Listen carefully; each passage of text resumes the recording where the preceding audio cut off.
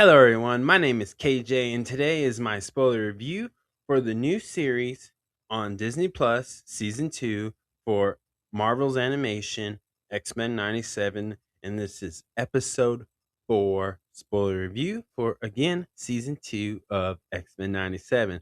So if you have not seen this show, please pause this. And before you go, wait. Let's run it back. Let's run it back. Could you hit the thumbs up button, aka the like button? That would help my YouTube channel out and it would help my YouTube channel grow. And let me know in the comments below what you think about X-Men 97 Season 2, Episode 4 in the comments below. I want to know how you feel about this thing. Like, did you love it? Did you not like it?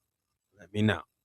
And I definitely want to know your Marvel fan theories of what you think is going to happen on this show and all the MCU connections to this. So, again, this is a spoiler review. I'm going to leave y'all with a little skit.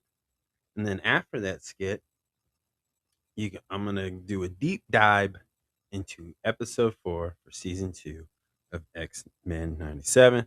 So, again, that's your warning. And I hope y'all enjoy this skit. Let's go.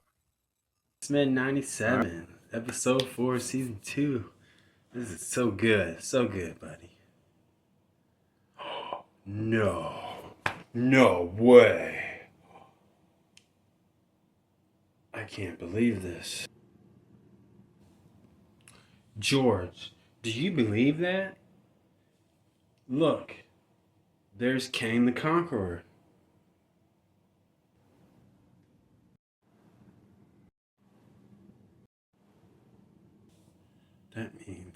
That means one thing. I gotta investigate. Oh no.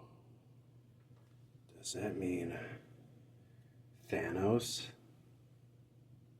is going to be in the Spider-Man Brand New Day? I know who to ask.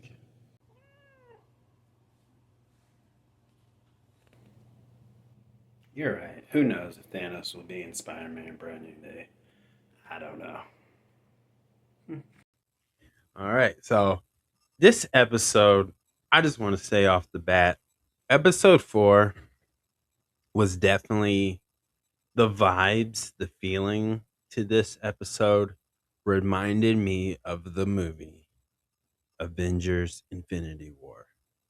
This whole episode, just this episode, episode 4, gave me the whole vibe. This is like, it reminded me of Thanos. This reminded me of the Avengers. And there was so much going down in this. Like, it was nuts. Because in this episode, it continues on as there's a big, like, giant blast from King Ramatut, aka Kang the Conqueror, aka the one who sees, right?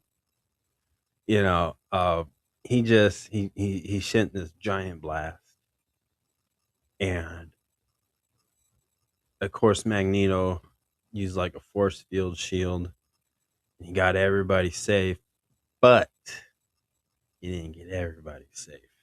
As we see a younger version of Apocalypse holding his childhood friend Ball. Now, if you at first when I saw those two, Ball and the younger version of Apocalypse, I thought they had like a, I don't know, like maybe he looked up, maybe this younger version of Apocalypse looked up to Ball like a father figure, but it's essentially a childhood friend. Like, this would probably be his best friend. And well, Ball died because he didn't survive this attack, and it enraged this younger version of Apocalypse. And I tell you what, this thing just, it was about to get very dangerously violent. But good old Charles Xavier delayed it for now. and I mean just delayed it for this scene because it's getting dark in this. Now, before he called himself Apocalypse, he was in Salvador, and in Salvador is just the younger version of him of Apocalypse before he becomes Apocalypse. That's like it's kind of like Anakin Skywalker adopting the name Lord Darth Vader. It's just like that. Just that's the title of his new life. Like you were once this, now you're this when you join the dark side. So that's the idea of what they were going with. But in New Sardo, he was definitely again upset about his friend. But again, Charles Xavier delayed the moment. And this is where it's really interesting. And this is where I feel like Charles Xavier and Magneto both screwed up the timeline. I think it screwed up. I think they broke every timeline multiverse rule that we learned from the TVA from Loki season 1 and season 2, of course. And I think this is going honestly, I think because of this is going to affect the whole MCU, the Marvel Cinematic Universe, which I'm meaning like the live action basically.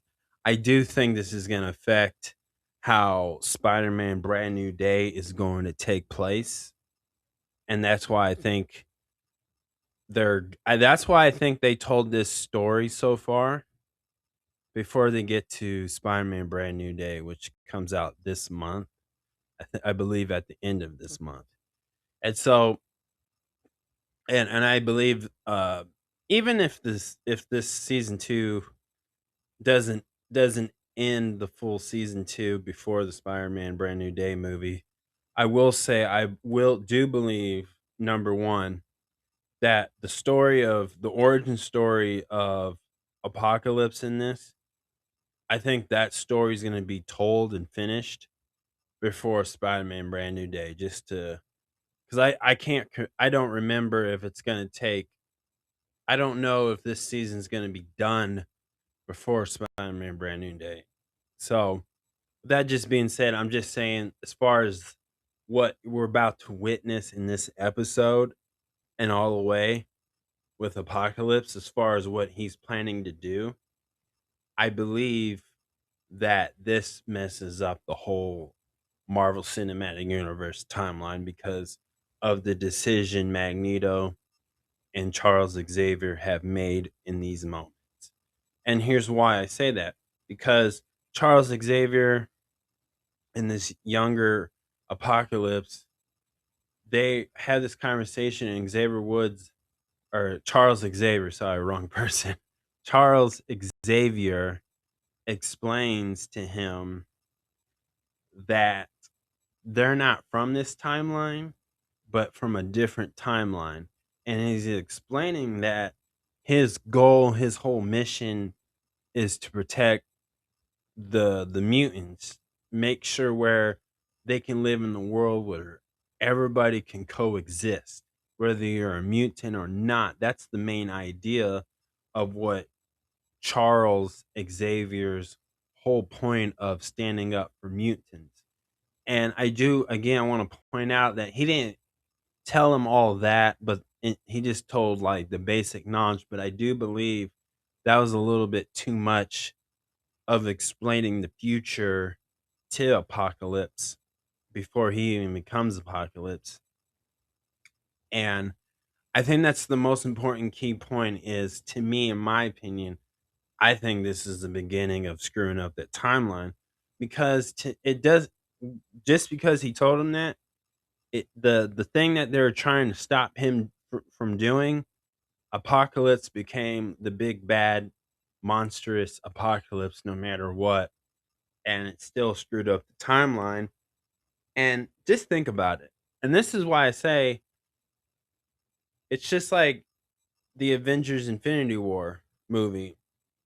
And hell, it's even just like an Avengers Endgame, of the idea of like Thanos in Infinity War fought to balance out the earth without knowing what was going to happen. he had some doubt that his whole mission might not happen or succeed. But in Avengers in Endgame, Apocalypse or Thanos got the information through his not well actual daughter, and got that information and stuff about what was the Avengers going did to Thanos after he snapped his fingers. And I want to point this out too. We see a Infinity Stone in this episode too when Apocalypse becomes Apocalypse. And I think that the most important thing of why I'm trying to compare this is because in the older X-Men cartoon show, the X-Men, Apocalypse was a different person. His persona was a little bit different as far as the way he was gonna accomplish his mission. What Charles Xavier just did, just explained to him as a younger version of Apocalypse. Now this Apocalypse that we're seeing in this timeline is more cockier, more confident because he knows what he knows now. And I think that's where the timeline screws up. This is where time, as Tony Stark said in Avengers Endgame, time, will attend to. I'm not going to quote it right, but Tony Stark, Iron Man, said in Avengers Endgame, you know, time tends to fight back sometimes. And I think this is a perfect example of time fighting back because of this incident, in my opinion. Now, also in this episode, we see the other X Men members, including Magneto, and they're very split with the idea of changing the timeline. Now, from Magneto to Rogue, I don't know, maybe Beast. I would say Beast too, because Beast, in the sense, he kind of agrees with Magneto in the sense, but Bischoff and Nightcrawler, and I would say maybe Charles Xavier. I would say maybe most likely Charles Xavier because he always thought it was a bad idea. We're kind of against it, but because Magneto did what Magneto does, he broke Bischoff's time traveling teleport device, and the whole point was Rogue. The reason why she's gonna side with Magneto is because the death of Gambit, and she wants to live in a universe where Gambit's not dead. Magneto is doing it for so many emotional different reasons, and just the past and history he has with his best friend Charles Xavier. Now Beast, he's going, he said, well, let's vote for it. He's very political with the choice. And in a political way, I feel like, and I know other people may disagree with this, but I feel like he's siding with Magneto, but he just said it in a very diplomatic way, in my opinion. Bischoff thinks everybody's crazy because Bischoff's from a timeline, and as Magneto pointed out, that Bischoff has gone back in time, the future, different universes, so forth and so forth, and did change things for the sake of his timeline and the sake of his version, his future. And so, but Bischoff's like, no, we don't need to trust him. He will not ever change. There's not a universe or a variant of him, Apocalypse, ever being nice. Now, in Marvel What If, there was a nicer Thanos when they did, I think it was season 2 of Marvel What If. I could be wrong, or season 1, one of the two. But I believe they did a story. What if T'Challa, aka Black Panther, were Star Lord?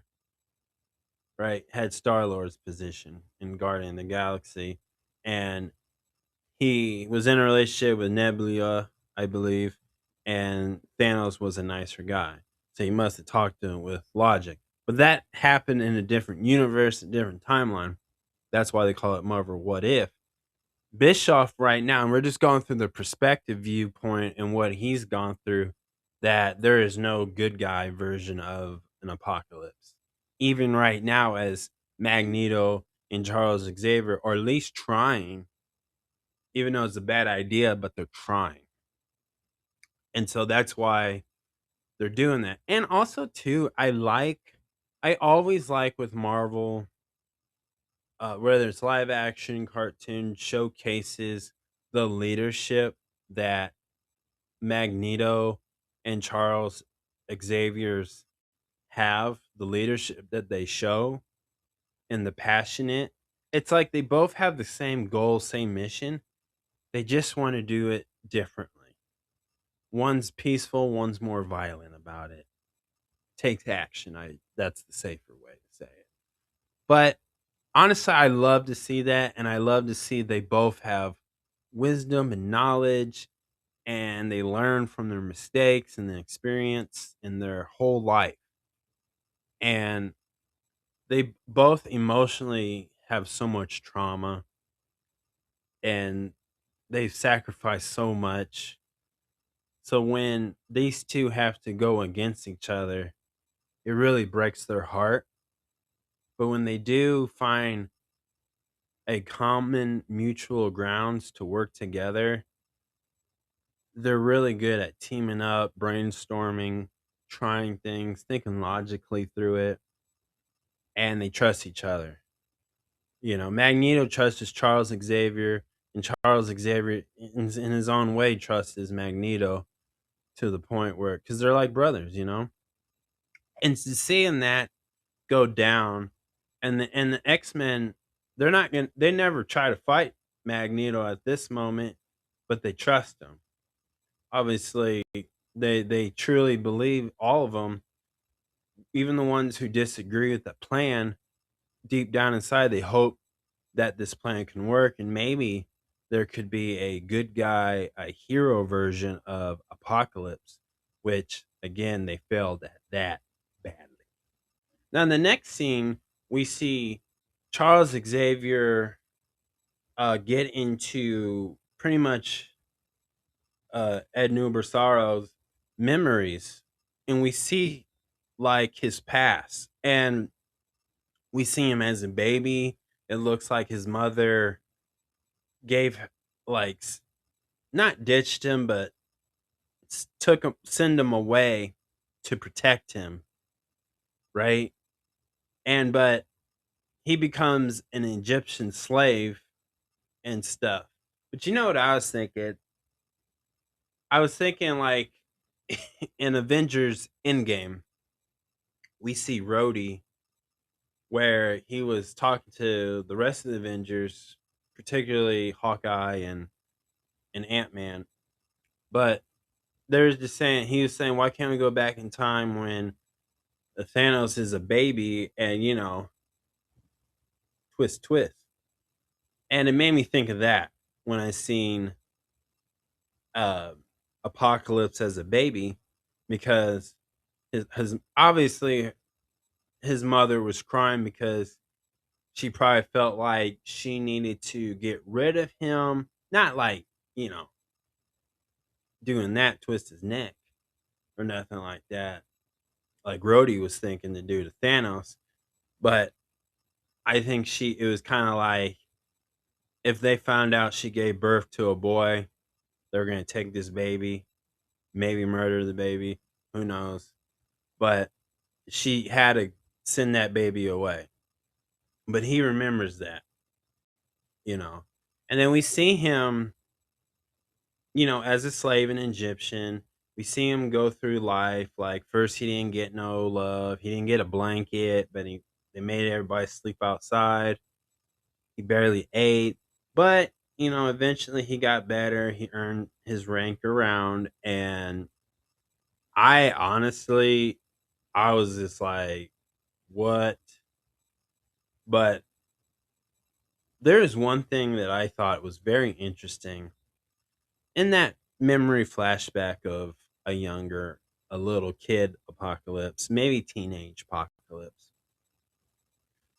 He is pulling up these statues in Egypt. And you know what's interesting about these statues? These are the exact same statue, which is the Egyptian god that represents Moon Knight, which is Khonshu from Marvel's Moon Knight. That is what Moon Knight gets his powers from, is from the Egyptian god Khonshu. And apparently they worship him in this, where this younger Apocalypse is pretty much a slave. And I just thought that was very interesting. And I feel like, to me, this changes everything.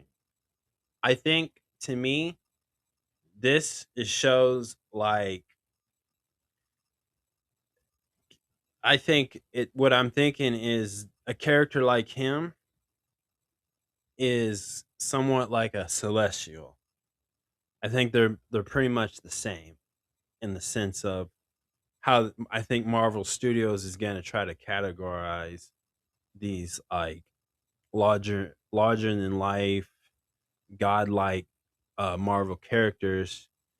I think they'll try to simplify it, and I think this is their attempt to try to simplify everything, like how to identify Celestial versus like Khonshu, because he's just an Egyptian god. What's the difference?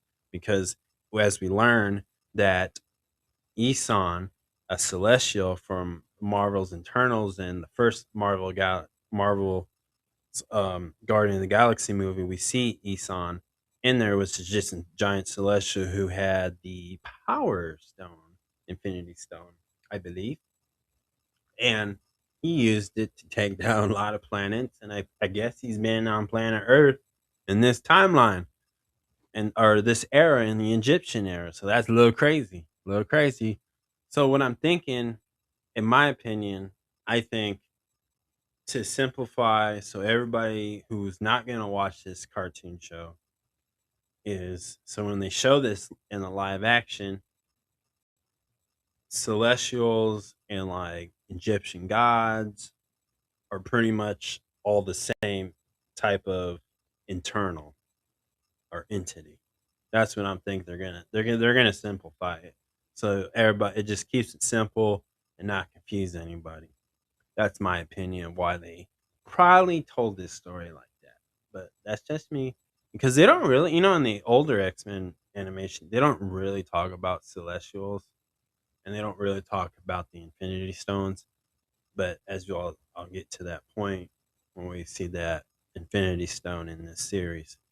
But we see know that, so it was very interesting. But after Charles Xavier got out of his memories, they found where he needed to go, which would be the ship that Apocalypse has been using, and it's the same ship from the last time they did this story in the old X-Men cartoon, but they don't realize it. But it was very interesting to introduce deja vu in this. They didn't introduce the concept of deja vu in the live action of part of the MCU, but this is kind of like their first time in the cartoon animation world, part of the MCU.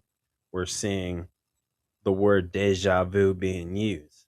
So that's a bit that they're planting little seeds, and they're also building somewhat of a blueprint for future other live action Marvel stuff. So that's a very interesting thing that they added. Now, the everybody's journey off to King Ramatut's area temple, as the X-Men are camping out and resting.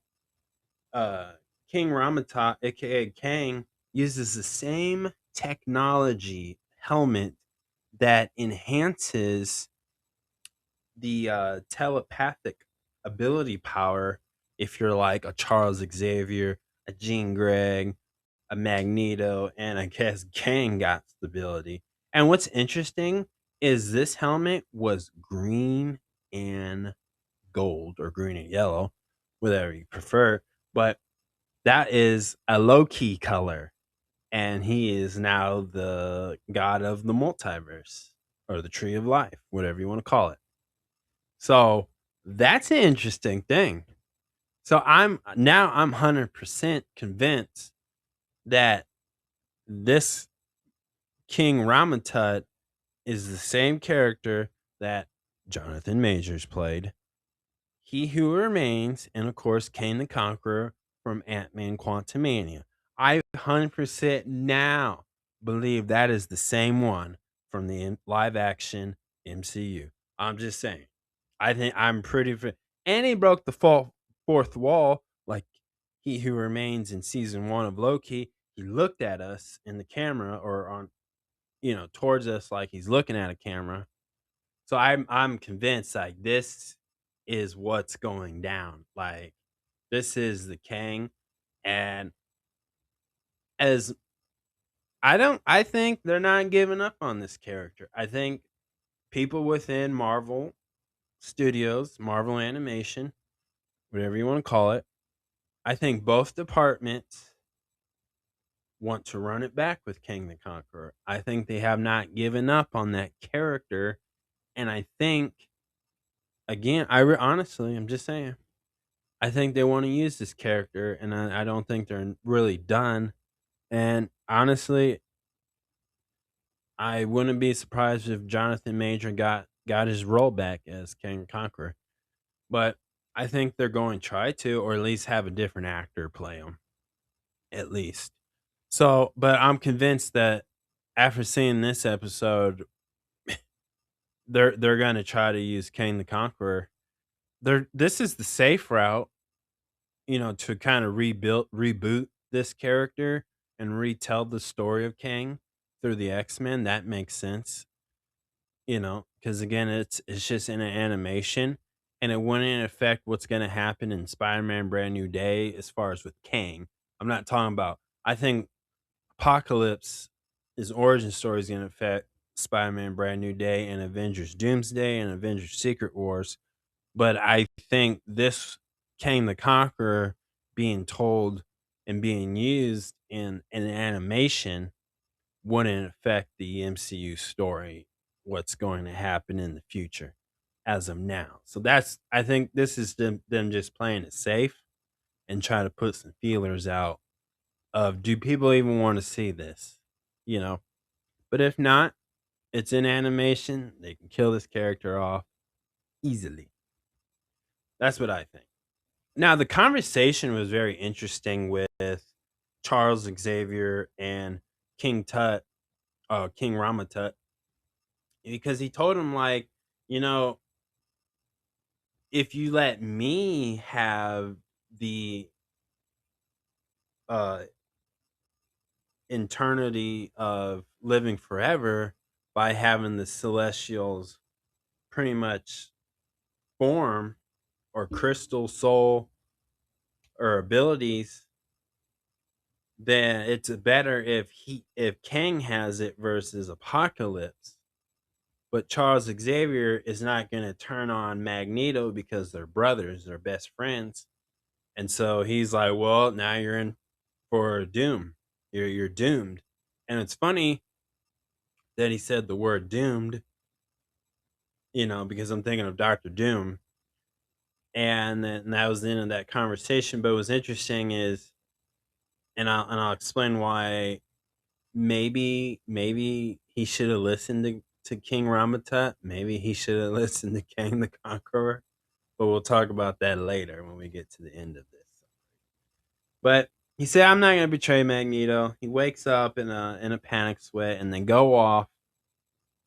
And another thing too is Rogue and in Sabador were by the campfire, and Rogue asked her, well, they were talking about their love life, and he said he never had love, and she said, "Well, I hope you get to experience love," which I think he does fall in love, but I don't know if he actually found true love. I don't know. There's some comic books where he was in love with a woman, but she denied him, kind of like Lady Death denied Thanos.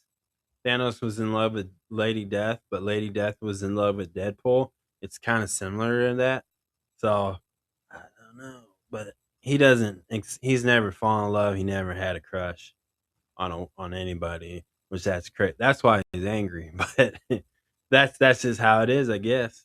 Now in the next scene, we see in Salvador split up, wanting to split while they get in this temple. Now in Salvador and Charles Xavier and Bischoff go to where we go to the main area where we see where they're realizing why is our picture drawn like Egyptian drawing on the wall or the temple, you know, and then from Beast to Rogue to Nightcrawler and Magneto, they go in the other room and they mention deja vu, which is where they realize they've been here before, they've done this before, and the outcome's going to be the same. But unfortunately, it was all too late because they tried to stop him. And in Salvador, before he becomes the big bag apocalypse, he was tough to fight. He was throwing hands. I mean, he smashed people. He body slammed. He threw people off clips and stuff. Like, I mean, Charles was not like a challenge. Like, he picked that man up.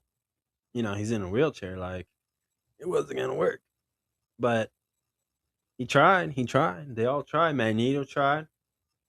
And as soon as he walks into this thing where we see the Infinity Stone, because again, they learn that this whole thing is just a dead body of the Celestials, and if it takes its like body, its power, its everything, apo- in Salvador in Salvador becomes Apocalypse, which he does, and we see a purple crystal, which is an Infinity Stone, and we haven't seen that for since Marvel What If, but to see this in the X-Men, that's a game changer. So maybe the Infinity Stones are going to make a comeback. Maybe they're going to make an appearance again, but I don't think so. I don't know. I don't really know if it's necessary because they treated the Infinity Stones since the Loki series like they're nothing. I mean, in TVA, they use them as paperweights, and in Avenger Marvel's What If, it's a joke now. Thanos eases defeat.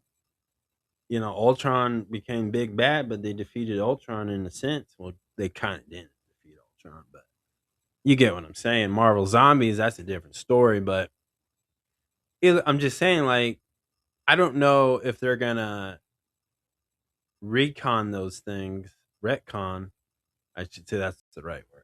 But I don't know if they're gonna make those Infinity Stones important and dangerous as they were since Phase One of the Marvel MCU. I don't know if they're going to do that, but I think for this episode, that was an important moment to showcase. And that kind of changes a little bit of the origin story of Apocalypse. I don't think, and normally was it never the Infinity Stone, but it was a Celestial's being, is like soul type soul crystal or whatever that made him what he is, something like that. But I just thought that was very interesting. And by the time it was too late, Magneto made sure everybody went back to the X-Men in this part, go back to their main timeline. But Charles, who's so hard headed, he grabbed onto Magneto's cape, and Magneto's like, "No, you go, you stay. I'll make the sacrifice." And they didn't. And so now it's Charles Xavier and Magneto versus the big bag Apocalypse. And it was looking bad. And Apocalypse made this giant, like, ball, black hole, like a wormhole. And it was just absorbing everybody in Egypt. And what Magneto did in this was he sacrificed himself. He took that ship and used him because he's a Magneto, brought the ship down with it, and it blasted that black ball of a wormhole. And then we see, Charles can't do nothing because he's in a wheelchair, and his telepathy can't get to Magneto when he has the helmet on. That's the whole point of him wearing that helmet. He knows Charles too well. And Apocalypse ain't no joke now. Like, he's young, hungry, and he's ready. He's got is hatred. Like, he's in his Dark Vader mode, like, right now. And so Apocalypse shows up after Magneto crashes hard in the sand desert and murders him right in front of Charles Xavier and told him, lie to your friend, tell him it's going to be okay, and just murders Magneto. And this is the first time I can recall seeing Charles Xavier just say hateful words to a person. And he said stuff that just, because obviously he wants revenge for his friend. And my favorite part, too, this is one of my favorite part before we talk about the end. There's a scene in this episode where Kane the Conqueror tells, who does he tell? He tells Kandra, who's who joins this group called the Externals, which is just like another X-Men group. And he's like, "Oh, I gotta leave this timeline. It's over. I'm done playing." And she's trying to follow him. He treats her like a side piece. Like, he's got to go back to his main wife, his main girl. I believe Ravonna Ringslayer is like his main boo. I think they're in a relationship, and it's been kind of like that in the Marvel comic books. Because if you remember in Loki season 1, Ravonna Renslayer, she she was all about he would remain. She was about following the rules and stuff. But I also believe she knew who can he was Kane the Conqueror, and I believe they were in a relationship, and nobody in the TVA knew. And it's still a mystery why they haven't really unveiled it, unless I don't remember. But as far as I know, I don't think they ever covered it, even in season 2. But she's been gone since. But I think this is, again, I really believe this is Kang the Conqueror from those. He's just in this X-Men series. But he tells Kandra, like, oh, your destined starts here, because she does become a horseman or a horsewoman. Like, pretty much works for in loyalty to Apocalypse. And so he kind of knew that. But I just thought it was funny. He treated her like a side piece. And it's like he had to go back to his main boo, which I think he does. Because he gets on his ship, puts on his little helmet, and he's Kane the Conqueror. And he dipped, right? So I think he knew, and he's pulling all the strings. And I think I feel bad for Kendra. Like, if she met Renslayer, it might have been a fight. It might have been a fight for his love. I don't know. I'm just saying it could still happen. We got time for that, right? After Secret Wars, the X-Men starts, right? That's what Kevin Feige said in H Hall at the convention, San Diego Comic Con. I'm just saying. Or he said it somewhere. I forgot where, but they said it. I know he said it because I saw the video. But back to this episode. So Kang leaves again. Apocalypse murders Magneto, and Apocalypse leaves Charles Xavier in the desert, and he's like a real coward. I forgot he said it, but he said like a real coward would squish an insect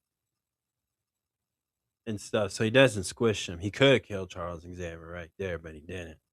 But Bishop comes back, picks him up to take him back in the timeline. And that's how that show ends. And then we get to the post credit scene. Ooh, we got a post credit scene. They don't normally do this, but they do it. They do it once in a while. Now, in this post credit scene, we see Wolverine on top of a building, of the roof building, and he's meeting up with Steve Rogers, Captain America, and Natasha Romanoff, aka the Black Widow. And Captain America, Steve Rogers, gives Wolverine some classified documents, which is Weapon X. And I believe Wolverine is going to um get back the vibranium like steel that his bones once have back in his bones. I think he's gonna pull that because right now he just has his bones claws. His whole bones are regular bones, and I think he's gonna go through that horrible experiment treatment. I don't know who's gonna do it, and also if you notice, the next episode, episode 5 for this is called Weapon X Lies and DVDs. And I also believe this is going to be a follow up to the original version of this episode from the old X Men cartoons. So I think this is also a follow up too. So I think that's pretty cool. But I think the main focus is how, does he put that vibranium steel that the Wakandan uses, and that's the material that Steve Rogers and Sam Wilson and Bucky Barnes when they hold the shield, the Captain America shield. I'm just saying, I think that's what we're gonna see. But again, they also probably gonna do a follow up to an old episode from the old X Men cartoon because episode 5 for this season 2 is called Weapon X Lies and DVDs, which, wow. DVDs are old now. That's crazy. That's crazy. Stop that. But that's how that post credit scene ends because he said we're bringing the old band back. Now, I think this is where we see Sabretooth. I believe that's Wolverine's brother. And I'm hoping, fingers crossed, we see Deadpool.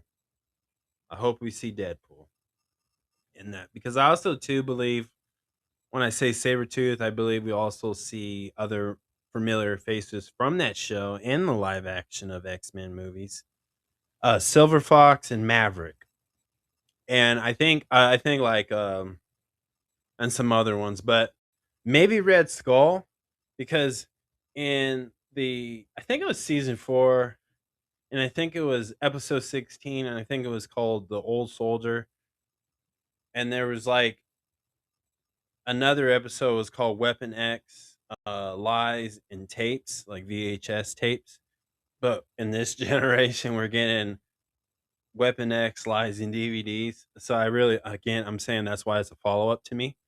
But in the older X-Men cartoon shows, Captain America and Wolverine haven't seen each other since 50 years because they did went to war with Germany and they teamed up in that and he didn't have his like his the claws that you were all known for Wolverine having.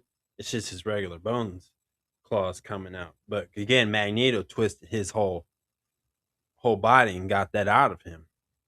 So from season 1 of X-Men 97. Season 1, I should say. Sorry.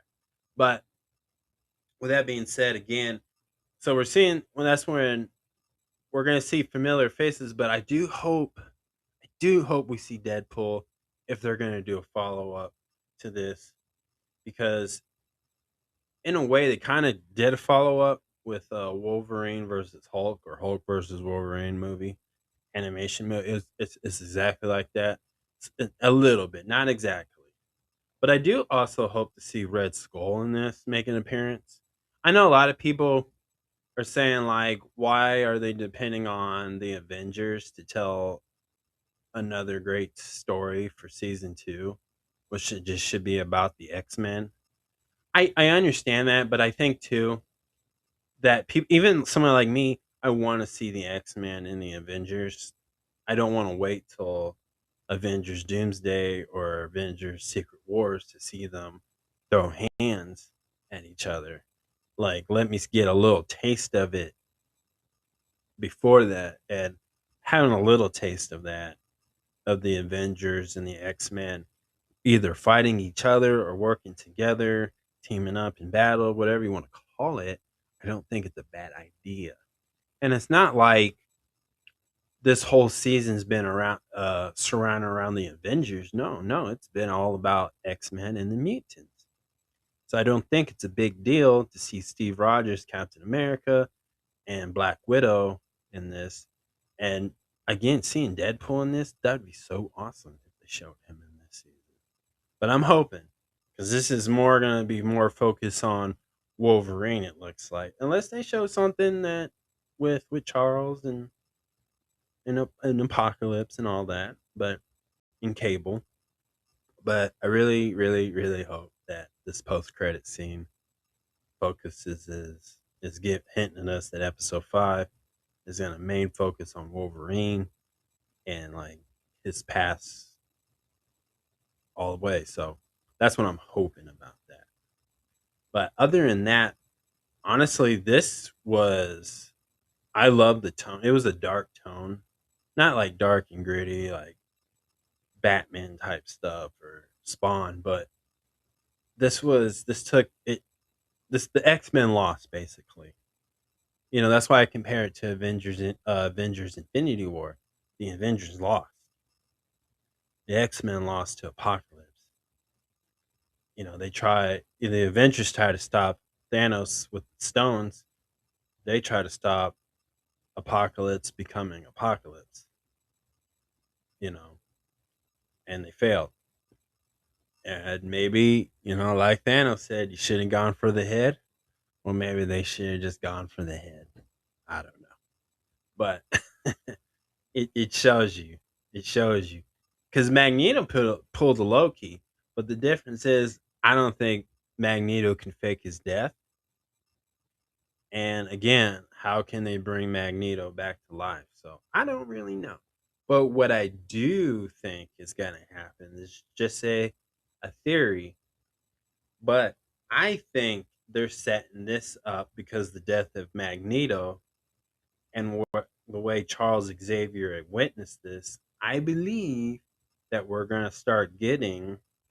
see Charles Xavier become Onslaught. And this is what happens when Charles Xavier and Magneto's buff subconsciously form together.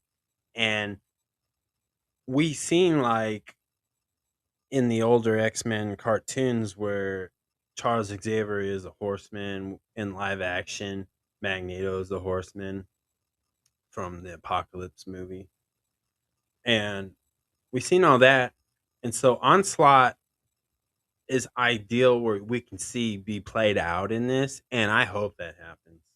I think that'd be cool. I think Charles Xavier, where he's at now, this would be the perfect time. It's all emotional, anger, rage, and revenge, and this would be like Iron Man becoming evil, Imperial Iron Man. Like this would be like I'm just saying, like this is with animation, you can tell a story like that. I mean, you can tell a story like that in live action if Kevin Feige agreed to do it, but I think this is the first step to get to those type of moments. But Onslaught, I think is happening. That's just a prediction I'm saying. Now, another thing I liked about this episode is with Bischoff, he was always ready to shoot Apocalypse. He was he was already pulling out his firearm. He was ready to lock in and shoot him. I always liked that about him. Bischoff was the most normal one out of everybody. He's like, you're all crazy trying to pull this off. And then I do like the Apocalypse's rise and stardom to this. I do like that. So this was a really good story. Again, it Apocalypse was Thanos in this thing. And I there's nothing wrong with that, but he did it in the way Apocalypse would do things and very destructive, very violent, very evil like. And they he didn't change for nobody. He was destined to be who he was going to be and what you saw. And I like that. And I know I said I'm excited to see Onslaught. I think they're going to do it. But man, it was so sad to see. I was emotionally sad to watch Magneto get murdered like that, get shot by Apocalypse. Like that was crazy. Like no, don't do it. But they did it. They did it. I wasn't ready for it. I was not emotionally ready for it. I was not. Like I don't even know. But it's gonna be interesting where they go with this. And like, can he bring him back alive from the dead? I don't know. I mean, multiverse can change. I don't know. But also too, now I'm convinced too the TVA showing up because of Kang the Conqueror too. I think we're gonna see him in this season too. I'm hoping. I'm hoping. I'm hoping. But this was really good. It was fun. I love the action. Very intense. Like they knew how to get. I feel like because they got me at times where I was like on the edge of my seat, just like I was worried. I was uncomfortable because I was like, no, don't do it, don't do it. And then it's like, oh, they're gonna do it. It's like they're so close to their goal, but then Apocalypse is like, screw it. I'm taking over the world. I'm destroying everything. I'm taking away everything. I was like, dang, no. But really good. Love this story. I love this. This is my favorite episode. Episode 4 came in with a good, I mean, it was good. This one's if I had to give this a 1 out of 10, this is a 10 out of 10. Like, no lie, perfect. Too good. I don't I don't even know if episode 5 can even top episode 4. I don't even know. I don't even have any confidence for episode 5, but I'm going to watch it and review it. So, but this was good. Loved it. The dramatic to it, just seeing the colors, the drawing to it, you know.